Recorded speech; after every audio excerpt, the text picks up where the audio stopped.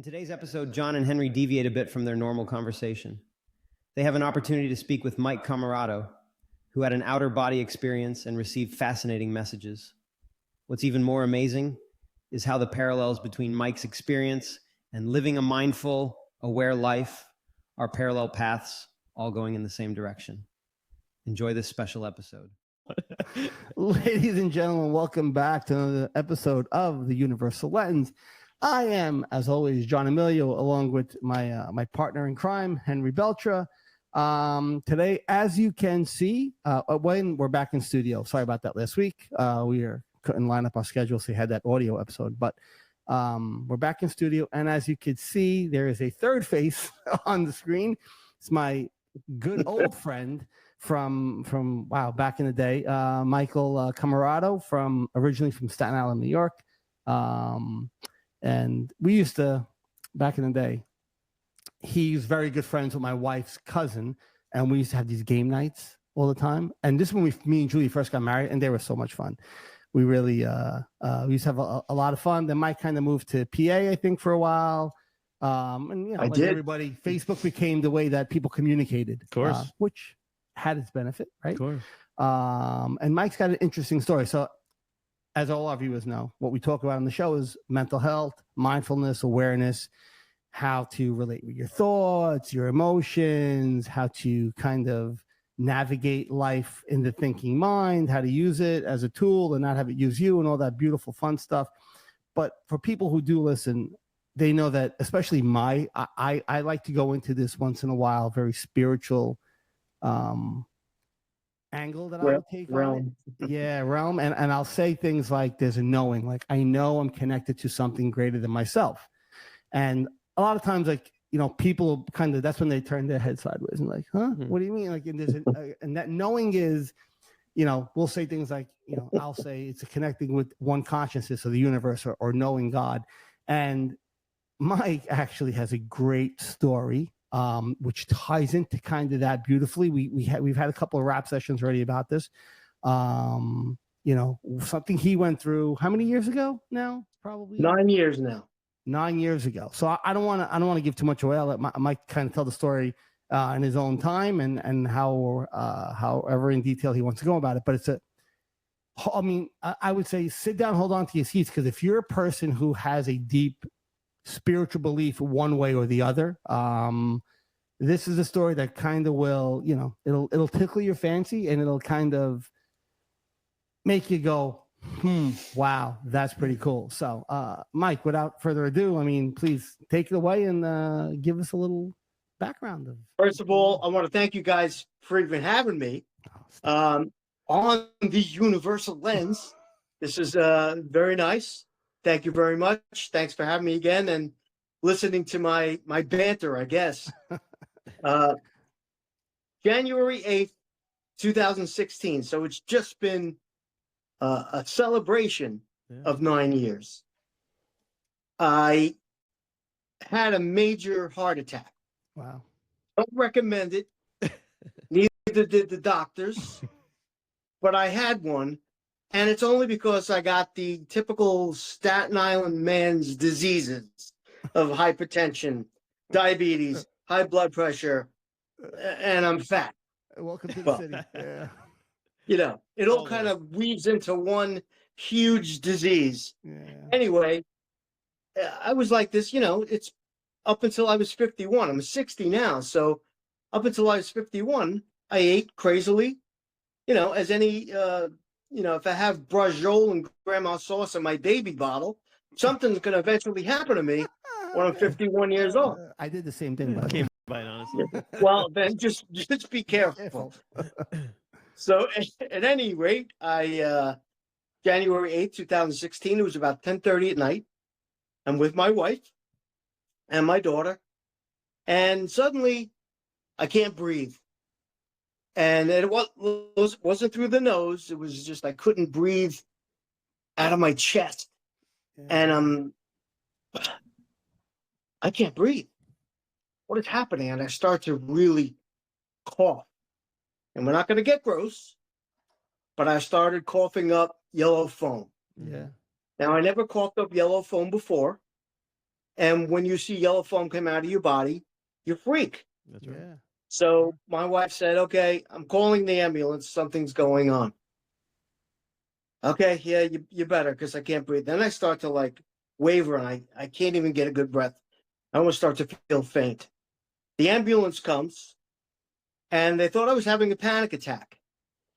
And my wife showed them the yellow foam that you never really have from having a panic attack. Yeah. And said, no, look. Said, okay, we're gonna get him to the hospital. They put me in the ambulance. They put the oxygen meter on my finger Yeah. to make sure I have oxygen coming into my body. 98, 99, you're good. I was down to 60. Wow. So they knew that something was wrong. Okay. So then I really started to like daze. And I know we're going to get a lot of the people that are going to say, hey, you lack of oxygen. So the rest of the story is just going to be you hallucinating. And I'll get to that in a second. Then the oxygen went down to 40. Oh. And I was just, okay, something is happening. In a split second, I saw myself in the ambulance. And I know this is all cliche because you hear these stories all the time. Yeah. I'm in the ambulance and I see myself. Wow. I see myself on the gurney. I see my wife, my daughter, who are in the back of the ambulance. There's an EMT guy in the back with us too. The other guy's driving. And I'm able to see all around me. I was able to see the walls, the back, the sides. I can't see like that now. Yeah. All around me, like 360 degrees. And in the ambulance, it's all grayed. Everything's darkened, there's shadows, and the ambulance isn't moving. And none of us are moving either. But I see with each of the people that were in the ambulance, there were these spheres Like an orb. of light. And I can't really know a size. It's really hard to say. I'm going to sound like a bocce ball Sure. that we could relate to. Okay. So the bocce ball, it's glowing. It's got this bright light coming out of it. And there's some colors in it too. And I'm realizing I see a sphere with all these other bodies. And I'm realizing I'm that fifth sphere in the ambulance. And I was this thing, and I felt fantastic. I can't even begin to remember what it felt like, other than while I was experiencing it, it was great. I didn't have the body. I was just this weightless thing. And, people, English language, we call it spirit, soul, whatever. I don't know if it was that, but Yeah. I don't know what else it could have been if all the lore tells us that that's your spirit. I don't know. Yeah. So with that, I start getting dozens and dozens of messages. And this is the cool part. Yeah. Not in English, but in pictures, visions, emotions. And I'm getting all this information fed to me like a computer program got downloaded and uploaded, and now it's in my psyche and in my bones and in my blood and everything. I wake up, maybe 3 to 5 seconds, they say I was gone. Clinically dead, yes. Clinically dead. 3 to 5 seconds. So I'll average it to the 4 seconds. And I'm in the emergency room in the hospital. And the physician says to me, "You're going to be okay." And I said to her, "How long was I gone?" And she says, "You're not gone. You're here with us." I said, No. I've been gone for months. Long time. Yeah, right. Because I have to tell you something. And then I didn't get a chance to say anything. I wanted to tell her about what just happened to me and all the knowledge I just woke up with in 4 seconds. Yeah. Wow. So with that, they knocked me out, and then I'm out. I wake up a few hours later. I'm in the ICU. I got the tube in my throat. Okay. And I had suffered a major heart attack, of course. And I have a pad and pen. And I'm not able to speak with anybody. But the only thing that's on my mind, what just happened, a few hours ago, overnight, or whatever it was. Again, time was crazy because I felt no time while I was there. It felt like forever, which was no time. And I didn't feel time again until I was back. Time is And our then I perception. felt time. And it's amazing how do you feel time? 1 hour, you look at the clock. Okay, it's 1 hour. But that wasn't what I mean by feeling time. It was just a strange, you can't put into words. Yeah. Yeah. So I'm writing all the stuff, all these messages. I mean, there's dozens. And I'm writing everything down. I can't speak to anybody because I got a pen and pen. And I'm writing everything down because it's the only way I could communicate with everybody. Yeah. So I don't show anybody these notes because I was told while I was there, you have to wait 3 years before you tell anybody what happened. And I just assumed the 3 years was for me to study everything, maybe go to school, learn everything, and hit the ground running in 3 years.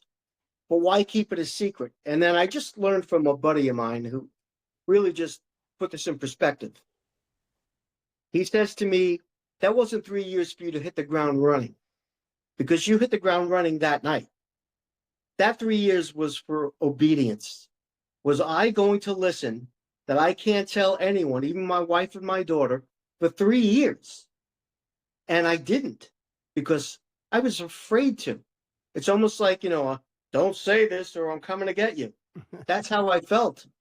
So I kept it quiet, because I don't know what the repercussion was going to be because I knew there could be a repercussion. So I kept it quiet. And that was my obedience for listening. And then 2019, 3 years later, on January 8th, I came out and I told my wife and my daughter what happened. And everything that I have in me has to come out and I have to tell the public. But who's the public? I mean, they're either going to listen. Look, people that know me, I'm not like a crazy liar, crazy person. Yeah. I don't think I am, but if people know me, they know that I'm not.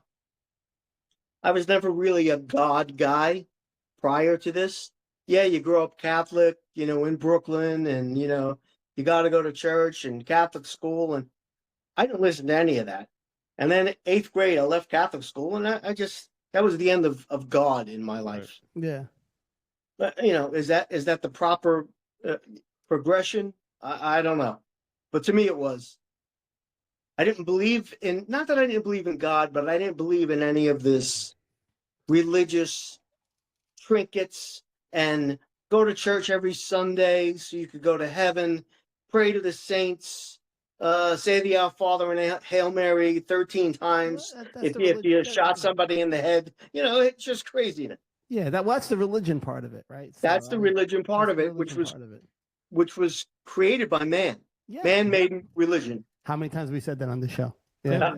Yeah. We have no way of knowing, but we certainly intuit that that's the way it is. Yeah, because Jesus, who taught God very well, who was to be respected for that, had no religion, didn't teach religion. Exactly. And if all these people are really looking through Jesus, through God or whatever, he didn't teach any of this stuff. He didn't pray in rosary beads and, talk to the Father. Exactly. So, bottom line, so where was I? Yeah, 3 years later, I went to school. I became a minister because I wanted to speak at churches, inside churches. Well, we'd like you to be a minister. So I said, okay, minister. I became a minister. I got ordained, and I teach nothing. No offense to the school. I teach nothing that they taught me.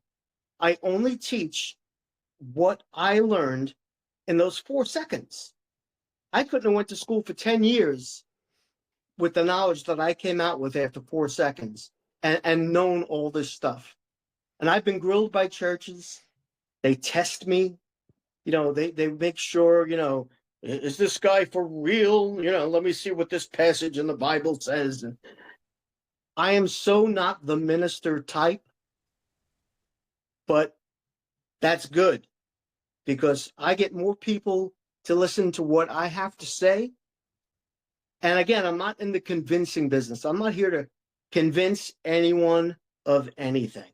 I'm only here to tell my story, and then you do whatever you want. I don't care either way. Is there a heaven?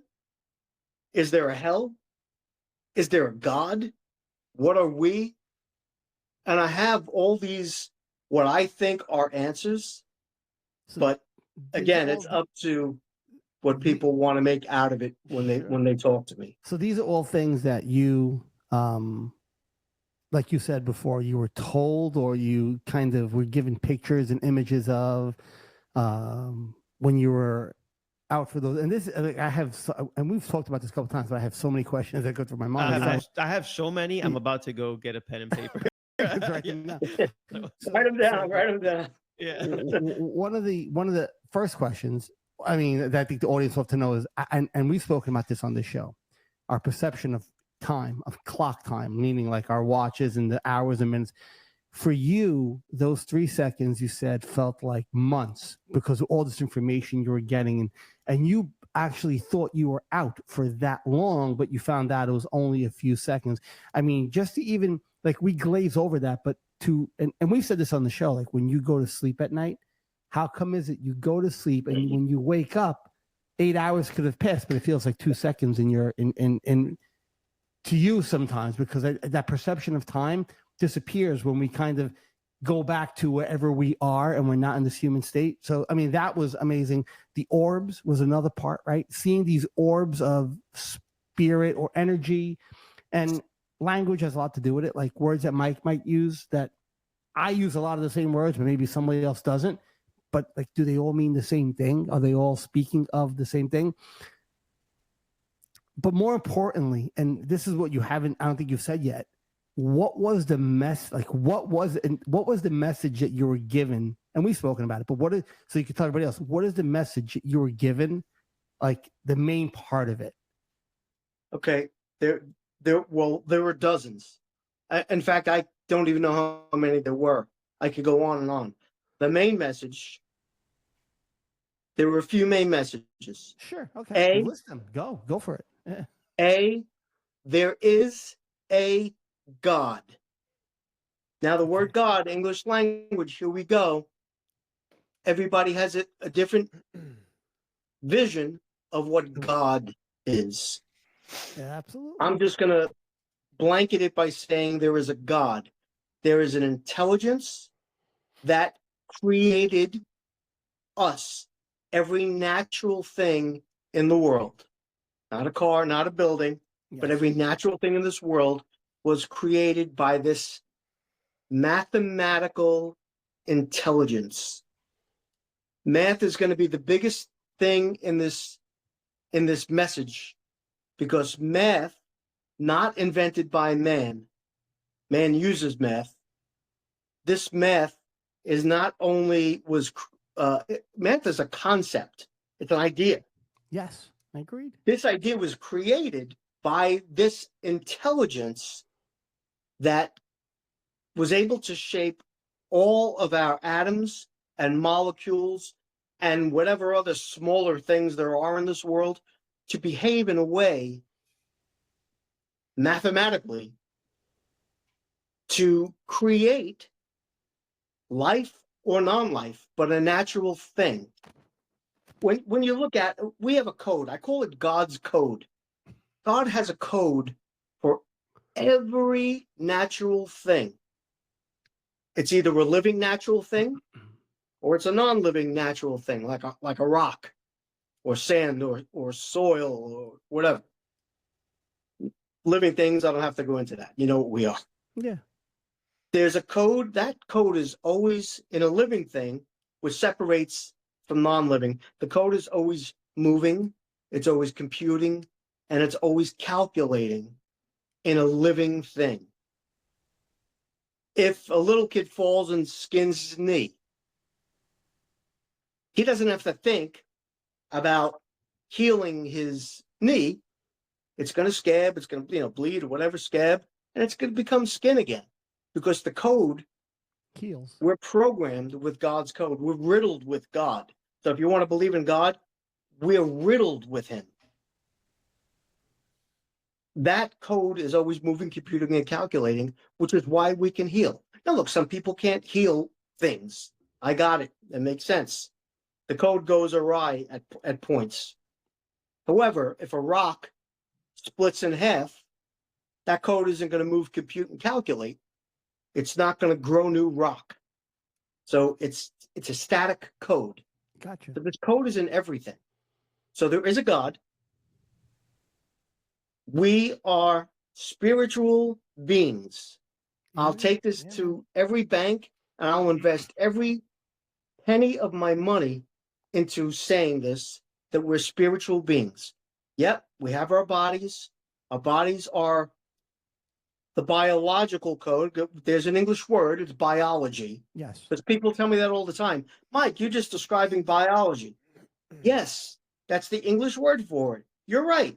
But God created the code that makes all our systems from just two cells behave mathematically in a way that produces a skeletal system, respiratory system, nervous system, no hair system. No. There's a lot of systems.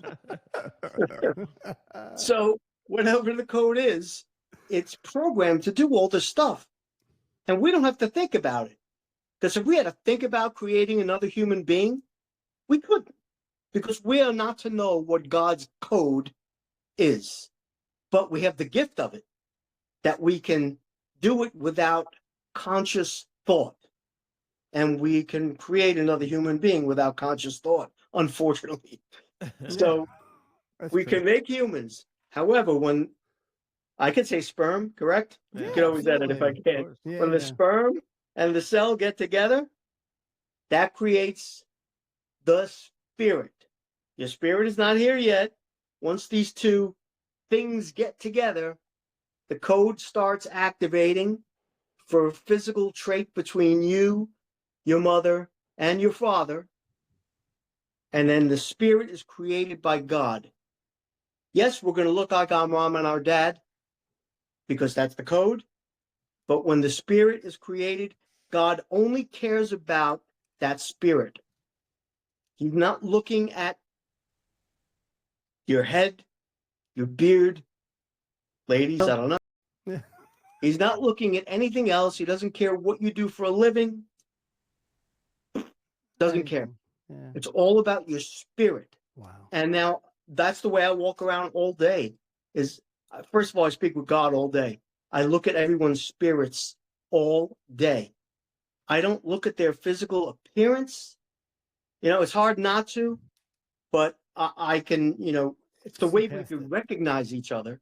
I can recognize you guys by looking at your physical codes, but later on in life or after life, I call it after body, because there's always going to be life. Exactly. I'm going to recognize spirits that I've seen on the planet before. So there's a God, we are spirits, and no one dies ever. We say death as an English language, that once the body dies, there's that word again, we're dead. Yeah, well, the physical body does pass, but yes, the physical body the code will stop moving, computing, and calculating. And the spirit goes back to where it came, or our energy, as we Correct. said, right? Energy transfers. Real you. That's the real you. Yeah. When you look at yourself, you look at yourself in a mirror, you're looking at your shell, but the real you is that spirit. And it's very hard for people to understand that they are a spirit. And they are. That's what we are. See, the question is, it is math related. And because it is math related, when the sperm and the egg meet or conceive, and then God attributes a spirit to that entity. My question is that a recycled spirit, or is that a new spirit on its new, unique spirit? And Brand if new. that, and if Brand that new. is and if that is the case, we are 8 billion people on the planet right now. About Sure. that. We have no idea how many billions before us. So is it fair to say that that's how many spirits there are in this blankosphere that we inhabit? Yeah. I almost like to say never-ending amount of. Right. That would be, in other words, like a reincarnation. In other words, Yeah, that's did that spirit reincarnate? Right. So we're not talking reincarnation here. We're talking about original, unique spirit that is Correct. produced when the physical shell or the body passes. It's now your post body. That spirit does remain somewhere. Yeah, that spirit has got two choices. Okay. That spirit is going to have two destinations. What we call heaven, which means that spirit is going to be with that entity called God. Mm-hmm. It's either going to live with God or it's not going to live with God. Those are the two choices. And not living with God is just going to be like a lifetime of regret. It's always going to be like, okay, now I know that there's a God and there's nothing I can do about it. But you're not going to be thinking in this spiritual realm like a human being. It's a different way of thinking, which again is I was going to ask you, where do we get parked? I think as humans, as human beings, and with a thinking mind, we try to rationalize something that our mind wants to picture and create, and none of that is actually reality. We're still trying to, like, Mike had a glimpse, right, and a bunch of information sent his way of or insights of what it's really kind of about, and a lot of the things that he said we've mimicked on this show for years. In some way, shape, or form, we have kind of mirrored exactly what he said in this. There's more to us than just, as you say, this meat robot, right? Yeah, Where this meat robot, this human body, but there's more to us than that. So much more to us than that. And we've spoken about this, and it's like, if you follow, if you've read the Bible, or if you've followed, Old Testament, and all these writings from the days of Jesus and even before, from Abraham, it's always been to know God, right? Do you know God? And we've always said you can't know. You don't need like I've always said, I don't need a church to know God. Like, I could close my eyes, and again, he uses the word God, I'll use the word consciousness, and then I'll flip and I'll use the word God again. The word doesn't make a difference. That's where people get hung up. It's just why I love Mike's take, because it's nothing against religion, and he doesn't either. We've spoken about this, right? You want to go to church on Sunday, God bless you. If it brings you peace, enjoying your life, absolutely do it. There's utility there, but it's not required to know that entity. And I've said I could close my eyes and I feel like I could connect to something that's there. And at times I feel like I know what it wants me to do. I just don't know always how to do it, but I leave it up to whatever it is to show me the way as that way needs to be shown to me, right? So, like, do you know God? So we use the word God because a lot of people can relate with that word. Do you know God? Like, and I think that's what Mike was just saying with those two places. If you know God, you end up with God. If you don't know God, you don't end up with God. Right? Am I onto? Am I? You're very good, and I just want to add to that. Sure. Not only know God, but while you're here, show people that you know God, not by going out on the corner with a bullhorn and a billboard. Repent, your sins are not. I've been doing it wrong. We've been doing it wrong. Doing it wrong. You just want to live your life with God's What's the head. acronym? What's the acronym that you use? God's mindset. WWJD? No, what is it? What would what would God do? WWGD? Is that what you? Well, what would God do? What would Jesus do? Was another thing. WWJD. But how do you live your life with God? I do everything with God. What does that mean? I make a peanut butter sandwich with God. Yeah. I take a shower with God. It's a little risque, but I do. Everything I do with God. I just think the way God would think. Yes, you're going to run into problems. Absolutely. Every day, everybody's going to run into problems all day. The clinker is you could either do it with God or you could take care of that problem without God. And God will make you take care of that problem in an easier way than doing it without him. But that's only if you know him. So believe in God. Don't even believe in God. Exactly. Know God. I love that. Yeah, there's no belief. Know God. Do things for him while you're here on earth. And, am I going to rob a bank with God? I mean, only God gets to decide what you've done as being good or evil. Did you do it in God's eyes? Yeah. Well, God's the only real decision maker with that. Oh, you robbed the bank and you committed heinous crimes of whatever it was. But as long as you did it in my name, you're welcome. Not happening. You have to do it, and it's got to be in God's eyes as making the right decision. Good and bad is all relative. I think we were talking about this the other day. Chapter in the book. Good and bad doesn't matter.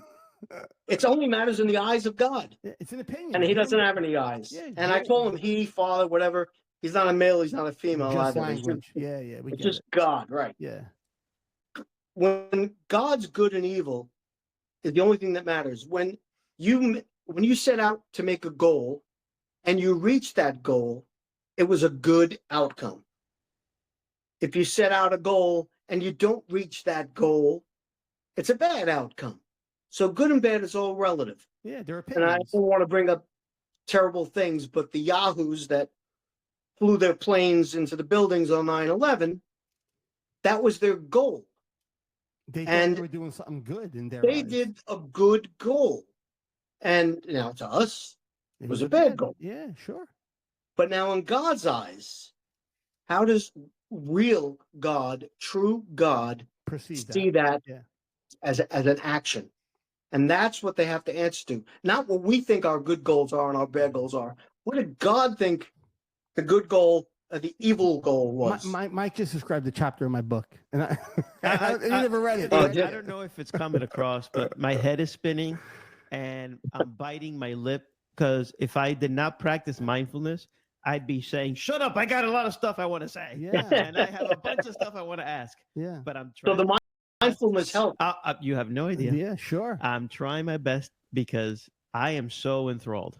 I don't know where to begin. The parallels for me are amazing between what we speak about and how we live our lives and his experience. Like we've spoken about these things with a higher intelligence, even though we touch on it because we talk more, on the ground level stuff mostly to help people who are suffering daily. But we've touched on this so many times to give those people who are looking, who have been doing this long enough and say, I see more to life than just this. There's more to it that they could understand his story exactly and maybe understand more what we're trying to say. And like, look, here's a person who experienced something that, okay, I don't think anybody wants to experience dying like that, but he was given a gift, a glimpse of what it really looks like, even if it's just for him felt like months, but it was only just for a blip, just to give people insight to there is more to what you think life is than what we experience. And words he uses like knowing God, like and Eckhart Tolle, famous philosopher, modern day philosopher, what does he say? There's a knowing, like you can't describe consciousness. You can't describe God. We use words, right, Mike? We use words that we're given as human beings to try to describe this thing. I use a cane with a beard and a big white robe sitting on a cloud with pearly gates behind him. Right. Because we need to put a picture to something. That's correct. But if you listen to even some of the, like I said, most profound spiritual teachers, they'll say there's a knowing that you're connected to, and they'll use another word, consciousness, to a higher awareness. And that's what I take out of this is that knowing is us knowing there's something that feeds us, that allows there's us. clearly a universal order to things that, you can describe it to us humans, being that you had a post-human experience, post-body experience, and then you came back, you can actually kind of tell us that is very linked to math. And that is super ironic from my point of view, because there's somebody I follow very closely. Yes. I don't know if you've heard of him. The creator of the Dilbert comic strip, his name is Scott Adams. I highly recommend. You'd love him. I can tell we're probably on the same wavelength. Well, he believes in simulation theory, and he's of the belief that there could be a God. I don't know, but I certainly know this: there is a simulation-like order to things. And we are like a mathematical algorithm, for lack of a better word. You got to use terrestrial words, so we'll use algorithm. And there's this connectivity and order to things. And we can't explain it because we don't have that ability to even tap into understanding it. So all we can do is throw darts, and maybe it's an old man with a beard, and maybe it's 27 virgins, or maybe it could be a multitude of things, but that there is a higher power simulationing this experience. That's kind of right. And so what happens is this. So now I'm on my mindfulness journey, and the deeper I get into my mindfulness journey, my awareness increases. As my awareness increases, I take a look and I see more of a helicopter view of my life, as opposed to a myopic, seeing it through here. I see it from up here, kind of like your ambulance experience. So I'm seeing it from up here because my awareness has grown. The more my awareness has grown, the more I can tell from up here that I am acting more Jesus-like. So that's not to say that yes, there was a Jesus. No, there was a Jesus. Yes, he was the Son of God. No, forget that. There's this entity, mystical, whatever, called Jesus. And the more aware you are, and the more aware you live your life, you compare and you say, well, that's kind of how the way Jesus would react to things. That's kind of the way Jesus would do this or treat somebody else or whatever the case may be. And so I mentioned that on the show. And it's kind of good and bad that, for example, like I could tell when I brought it up with Anthony was kind of, tense about it. Like, what do you mean you don't believe in God? I was like, no, it's not that I don't or I do.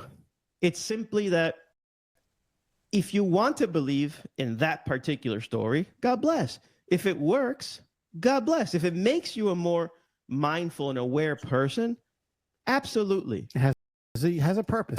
So instead of debating as to what is real, what is not real, let's talk about the utility. So like if you became a minister, there's utility in people going to church and feeling a certain way and living by a certain code, because it helps the masses. So while the Catholics are going there and the Episcopalians are going there and the Presbyterians are going there, the Jews are going over there, the Muslims are going over there, the Buddhists are going, and everybody's got this code. This code is, in my opinion, again, I'm a layman and I don't have the intelligence to tap into the reality, because I just don't, because I'm still human. But those are all codes. Those are all stories. Those are all things passed down to the masses so that we can behave, for lack of a better word. Have some sort of structure to this crazy thing that we have no idea what is really going on, because you don't have the capacity to know what's to really behind the curtain. We don't have the ability to see it. So all we can do is live in our shell, in our meat robot for the time being, in the most mindful and aware manner that we can, so that when that day comes that meat robot, this vessel, leaves us, and we're just this energy, we're going to hopefully understand it then. You will. Right then. That's You'll what we know always everything. talk about. We always talk about the deathbed regret, or the deathbed awareness, awakening.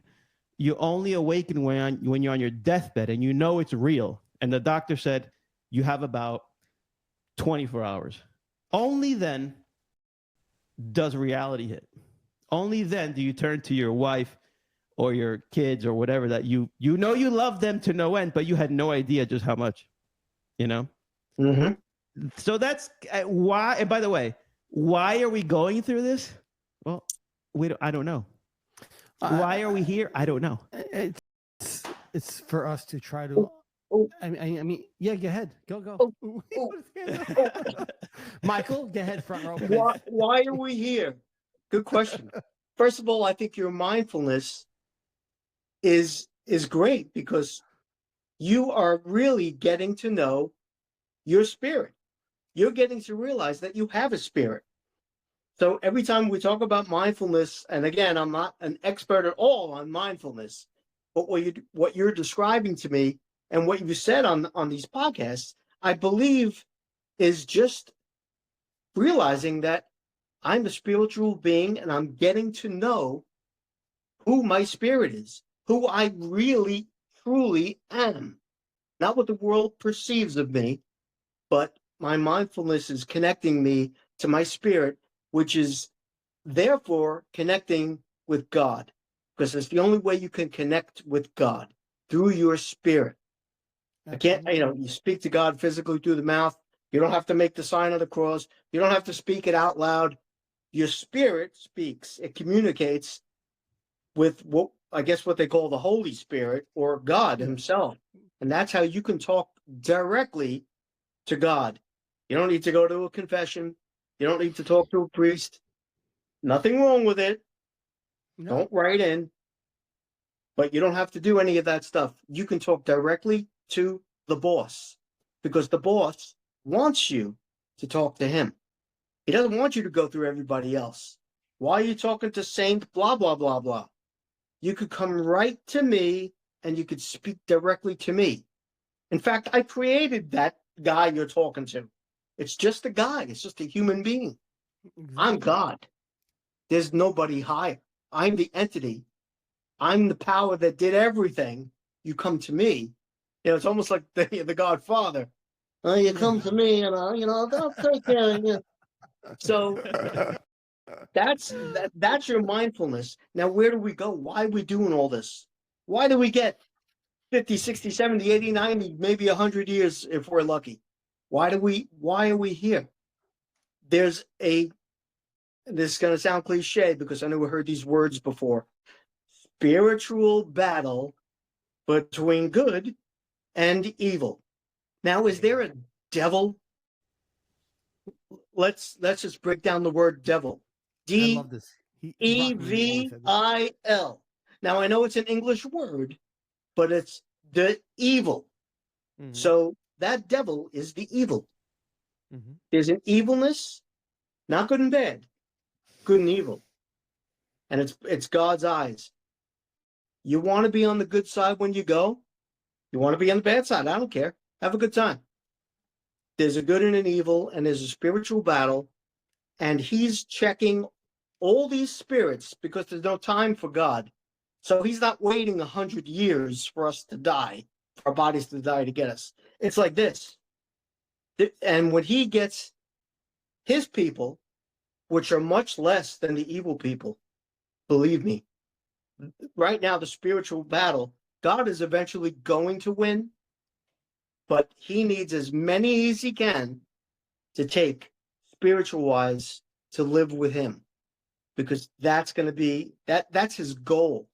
I don't know why, other than that spiritual battle thing that we've heard before. He's got to win this battle, and he can only do it. Go ahead. Yes, Enrique Beltra, first row.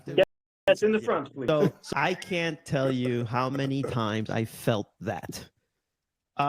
I'm watching a congressional testimony, and I can feel exactly what you're saying. There's good and there's evil. Yep. Pull. So There's a dance that so happens. my question comes from, or basically it leads to my question of, so just how there is a quote unquote God. And when we talk about that God, we usually attribute a favorable connotation to that God in terms of good, light, spirit, all that. So there is a second quote unquote God who is an evil bastard. Let's just say the black light and the white light, so dark and light. The dark guy also makes beings. Do you think I would have that correct? So there's 100%. Okay. So see, that's an introduction that I don't think people. Wow. I don't think people make that connection. So you were. Is that something that you were shown, like when you're in that realm of between both worlds, that you were shown that there is a evil? Yes. There is this. So there is an entity or a deity or something that creates an evil spirit that goes into people that do these heinous things or create. Well, no, not exactly. God created all the spirits. Okay. Now, there's the evil that will try to infiltrate as much as he can. And again, he's not a male or female, as much as he can to take away or covet as many of God's spirits as he can. Now, you were talking about congressional. I'm not much on politics, so I really don't know. But I have to say, I have noticed more of this past election than any other election that I've ever followed in my life, because I'm not a political guy whatsoever. I still stand with God as my president. Yeah. However, there are many, you could see it in people. It doesn't even have to be congressional or anything. It could just be people on these TikToks and YouTubes and whatever they are. I can see when they're infected with the evil. Yeah. And it's just a shame that all I know is I know they don't know God. But even the person who is infected, like you just said, right? Let's just say infected or has been kind of persuaded by this evil, we know the negative part of life, let's just say. Mhm. But even in that moment, I think this is how I see it from a mindfulness point of view, you have a choice. There's always a choice. So even if, and we're going to use words, and we've all been using words on this show that maybe we don't always use, but just to show that they're languages and they're just words that we need to use to describe things. So even if this evil presence was to try to take over this person or influence them, there is still free will to choose. And the ultimate goal, the ultimate navigator of your life should be, am I choosing to follow or to live in the footsteps of the beneficial or the more positive or the more, like in a God, in like, am I choosing to take footsteps? Like we've said on the show, what would Jesus do? Like, am I living that kind of life, or am I choosing self-righteousness? Am I choosing me? Am I choosing my self-interest only? Am I choosing my egoic behaviors? Am I choosing to say, what's the more, I don't want to trying to find the word, it's not a religious term. Love and truth. Love and truth. Or that's actually spot on. Am I choosing love and truth? So I know, like, when I make choices on a daily basis, I feel like I'm being pulled to make choices, even if sometimes they put me in a precarious situation. And I'm human, so no, I'm not sitting on a throne saying I've not made mistakes in my life. There's not a human being on this planet who has not made mistakes. So the powers that be are not looking for perfection. They're looking for, let me see what I believe. What's your overall compass? What compass do you use? Are you using a compass of love and truth, like Mike just said, which, like, I feel that you could see when a person has a compass of love and truth, when they're trying to always say, it's not just about me, it's about us, it's about my community, it's about the people around me. My decisions affect you, you, and you. So I try to be very cognizant of those decisions that I'm making, try to be very aware, which is where our world comes into it, right? You know, not about the depression and the anxiety. We understand that that's all, as Mike would say, that's a code that went wrong, right? We have a misfire. Correct. We have a misfire in our computer, the amygdala for people with anxiety, right? That causes you to overreact mentally to certain things, and you get chemical reactions in your body, blah, blah, blah, blah. But with awareness, you're able to see that misfire, that misaligned code, and bypass it and realize that's what it is, and still choose to live a certain way. Yeah, because I was about to just say that I question. I'm not saying it's true or false. I just question how much free will we really have. So we have choices, sure, but free will, I think, could be debated. And I'm getting really into the weeds. How? Because if you are born of a dark spirit, but but he said before, and I kind of agree. I don't think our spirits are our spirits. Then it's your choices. Do you choose evil or do you choose? Well, I get it, but you innately start off with a code. For lack of a better word, you innately start out with a code. Okay. And you don't have free will in that code. You are dark or light. I don't know. And as time goes on, you realize the ability to make decisions and choices. But innately, I don't know if you have free will. And I could be completely Oh yeah, I mean, a lot of that is left. But will, in the sense, once you realize I have a choice, yes.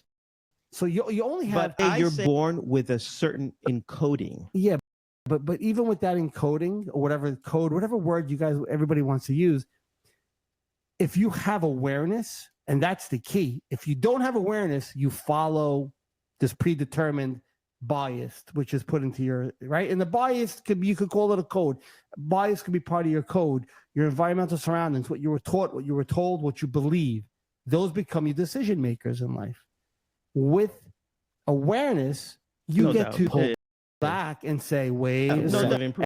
And I see my bias. I see my defects. I see the evil in me, because I think on a certain level, it's in everybody. As there's good, there's evil, because you could make a choice that's an evil choice or a beneficial at any moment.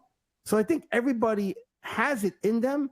Which are you choosing? So the free will becomes, what choice do you make? But you need awareness to realize you have the ability to make a choice. Mm-hmm. Does that make sense, Mike? What a universal conversation. we're knee deep. I'm not against or for anything. I just want to throw my 2 cents in. Sure, please. When God gives you the Spirit, the Spirit came from God. God isn't making any mistakes. So when you do have your spirit, it's God's Spirit. Yes. Later on, the evil is going to try to take over that spirit and drag it over. And that's when you start making your bad decisions. Correct. So free will, we're not born evil. We're born sinners, as we're told in the Bible. We're just fallen from grace. That's just the way it's been since day one. But the evil tries to take you. Even the best Christians in the world who are filled with God will have the evil come and try to snatch and have them make bad decisions. Evil decisions, not bad. Yeah, you're gonna make a bad decision, of course. Unmoral, everybody does. Morally, or morally evil, right? Yeah, correct. That's a good point. Yeah. So not buying Google stock when it first came out. That was a bad decision. So I mean, just to kind of tie it all together, it's that choice. You have a choice every day in how you live your life. Right. You need that awareness God, to see it. So even separating the two, if you follow that motto of what would God do, what would Jesus do, I think the choices you make are always for good, for the benefit of, right? Not the benefit of me, but the benefit of people I love, community, life in general, the benefit of God. What God, people say God's will, No harm. right? Or no harm. Right. But I could also choose self-interest at any moment. So that's what when Mike was just saying, like, this is evil that, and I said it 2 minutes ago. We have a choice to choose good or evil. We have a choice to choose moral or immoral, and that's the difference. It's not good or bad. Good or bad, we've said our opinions. It's you think something's good because it benefits you. I think it's bad because it doesn't benefit my self-interest or my community's interest. So good and bad are opinions, but there's a moral and an immoral. Attacking that land and taking the land from those people who were peaceful, let's just say, for whatever reason, this is no specific country. Was it moral or immoral? What was your goal here? To more for me or help somebody? And I think that's where that moral compass comes in. And the only way you have that moral compass is if you have the awareness to realize there's something greater than us in life that tries to guide us. If we hear, if we pay attention, if we're willing to sit in silence and hear it, you will feel that gravitational pull that wants to pull you towards the benefit of life. You'll feel it. Like you'll feel that thing that just tells you no. Like people call it the inner voice. That no, yes, go, don't go. It's subtle, but you only hear it if you're really paying attention, and you could block that noise out or just ignore the noise that's there. And that's where you get to know God. Like this is from a mindfulness standpoint, Mike. I'm talking more from like what we kind of talk about in the show. Yeah, that's fine. Yeah, right. So you get to know God and know that consciousness by saying, "Hold on, my stories in my head aside, what am I?" And you start to feel something. You'll feel something that says, like, without words being used, this is what you should do. And then there's that knowing that that that's the answer. Now, at that point, you can still decide to go, no, but I got to make more money, so I got to go this way. I got to screw that person open because I need that promotion. I got to undercut that guy because I need that job, or whatever it might be. Now you get to make that choice if you want, right? So I think that's what he was kind of saying, that good and evil are there. Which one do you choose? We're not born good. We're not born. We're born. I guess we're born with the spirit that's in us. Now, do you get to know that spirit? And if you get to know your spirit, if you get to understand that consciousness, if you get to realize that awareness, those decisions become apparent to you, which are like, you almost are like, this is the right decision to make. Like, this is the beneficial decision to make. Yes, I can make a lot of money like that, but I'm going to screw those people over by doing it. And again, Mike, we're all human, right? To be human is to err, right? To be human is we're not perfect. And I don't think, not to get heady, I don't think the powers that be expect us to be perfect. Right? No, we can't be. We can't be, because we're in these perfectly flawed bodies that we've been given, right? Perfectly coded, but yet flawed, because the flaw is we are not our spirit. We're not that consciousness. We're not that higher power. We're this manifestation of it that needs to live on this planet to, we go back to what we said, I don't know, months, maybe years ago. Nobody sits there with a clipboard when you die, and St. Peter's not there, right? The gate going I remember you in seventh grade what you did. Right. I think ultimately, it's that spirit, that ball of energy that you are. Is that a light or is that a dark? Energy, which means the net effect. In other words, what did you do in total? What did you like? Because for example, I did kick that dog when I was 12, but that freaking dog was bothering me. And yeah, I know I hurt him, whatever. So okay, but I also helped, the old lady who fell down and nobody did anything. I rushed over there, I helped her out, and so you have good deeds, and let's label them good deeds, bad deeds, and the sum, the total, is we understand you're flawed, because we're born flawed or sinners or whatever it is you want to label it. But overall, you are a positive, a light of positive. You are a energy of positive. Therefore, you know, again, I don't know where we get parked. You know, I don't know where we go in the physical or it's not physical anymore. Post-physical, right? You know, because our interpretation of the world is these balls of planets in a black space that's ever expanding. Yeah, right. Could be a shoebox with 9 little circles in it, and that's what we think the world is or life is. In reality, we have no freaking idea that we could be a grain of sand on some sort of other, you know, life. And our 24 hours that we know is a minute in another. Right. Yeah, that's all perception. That's all perception of time.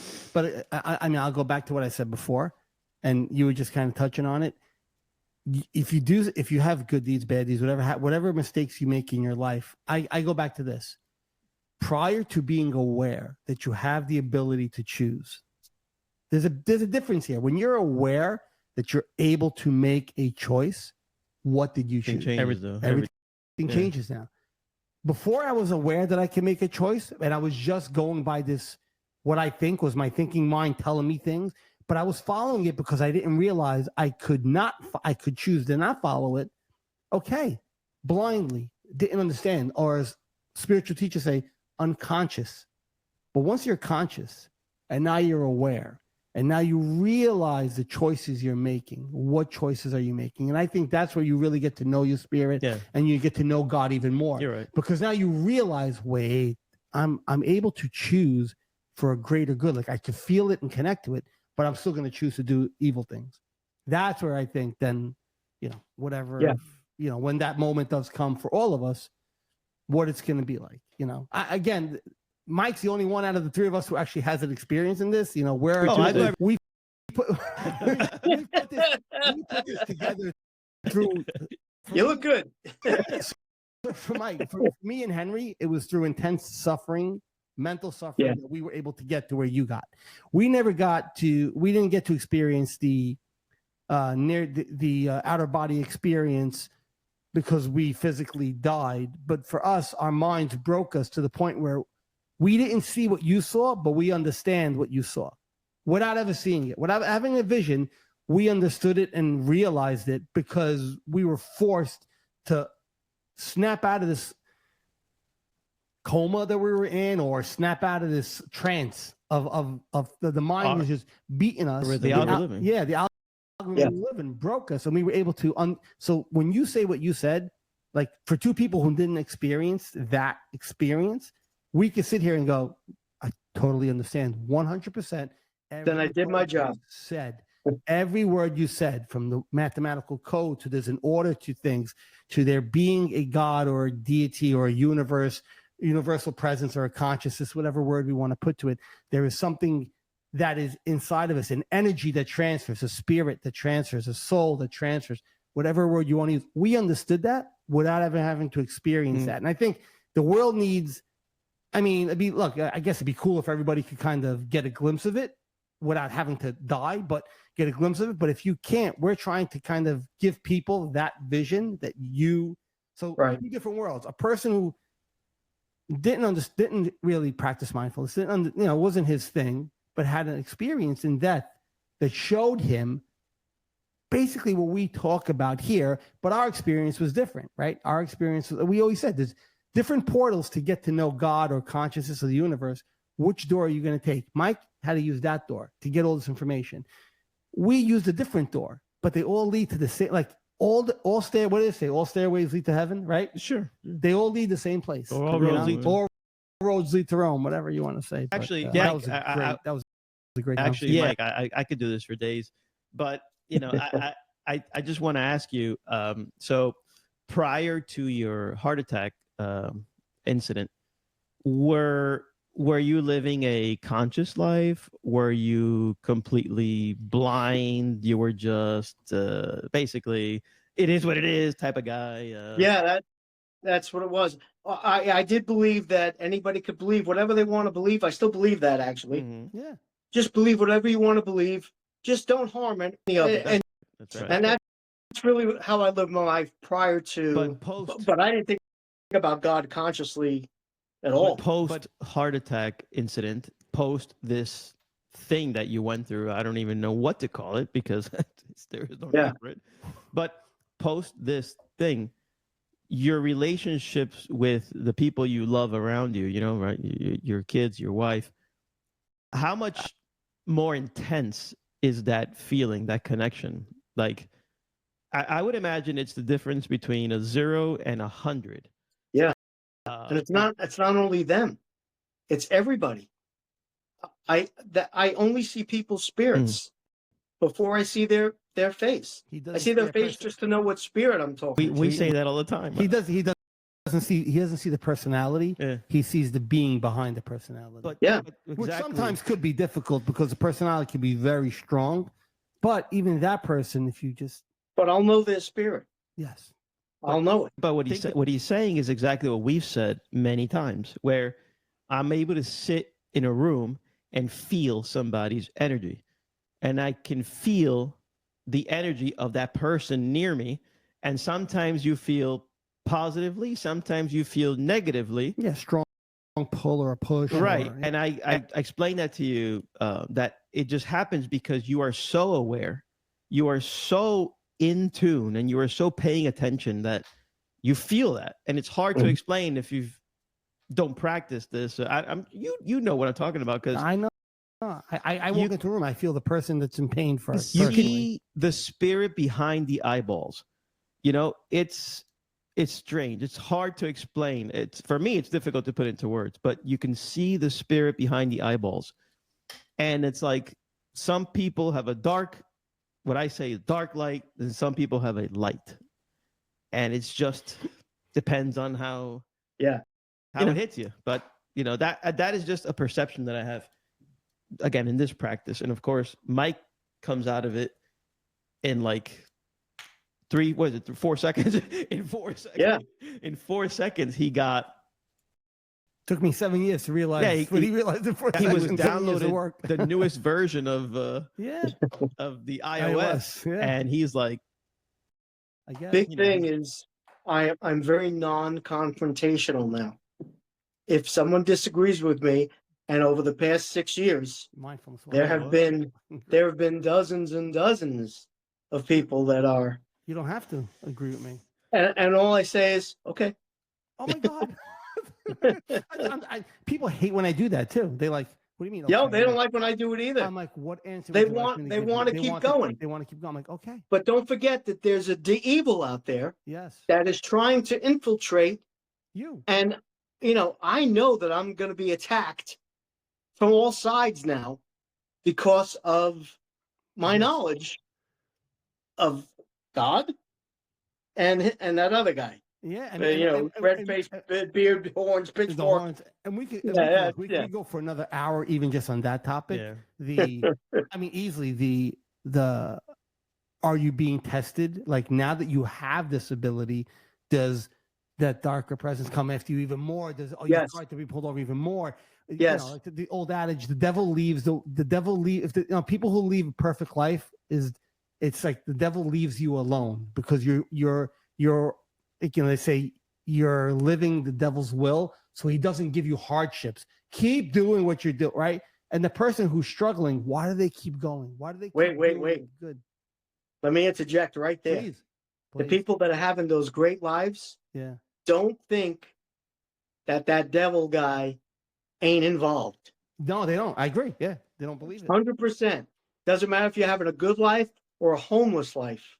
That homeless guy could be more value in the eyes of God because he knows God than that rich guy on the mountain. Yeah, let me listen. Look at, and that's not to say if somebody has money out there and they're a conscious person and they're living a good life that they should be like, oh my God, it's the devil after me.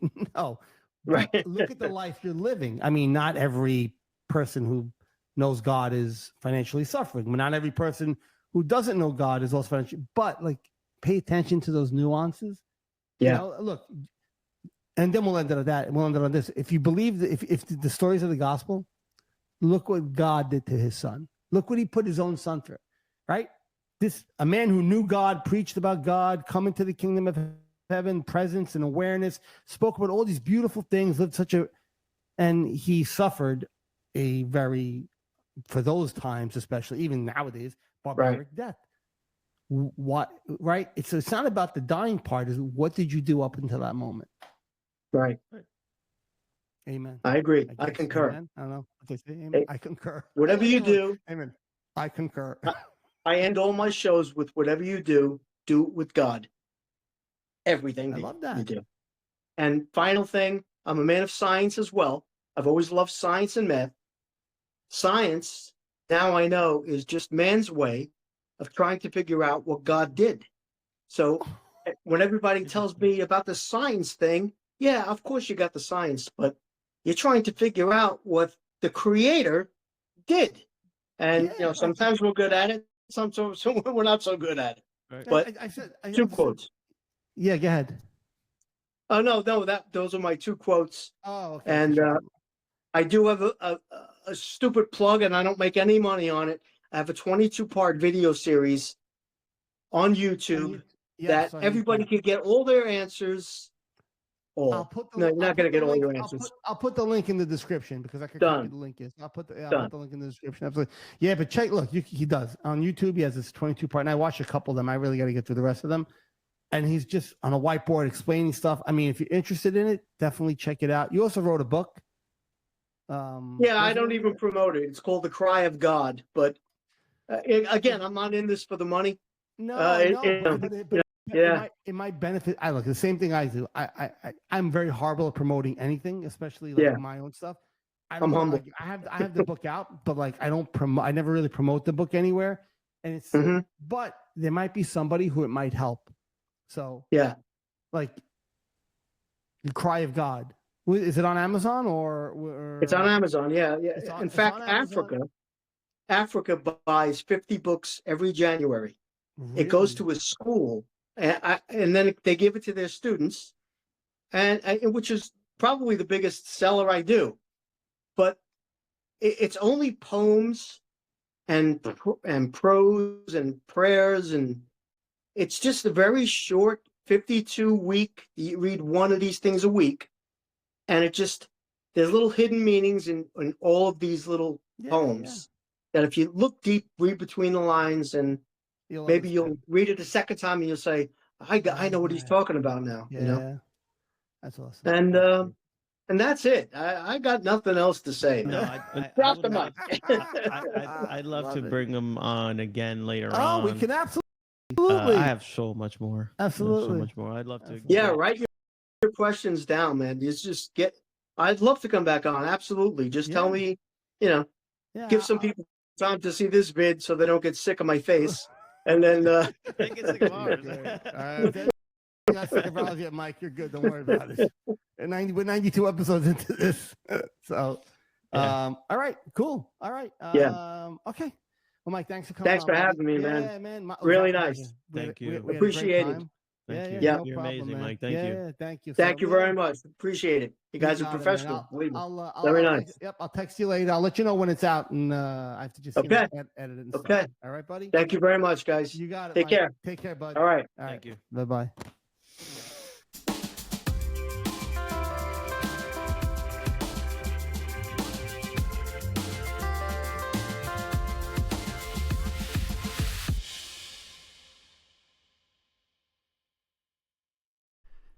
The insights and discussions that we speak about on our show are our own opinions and based on our life experiences.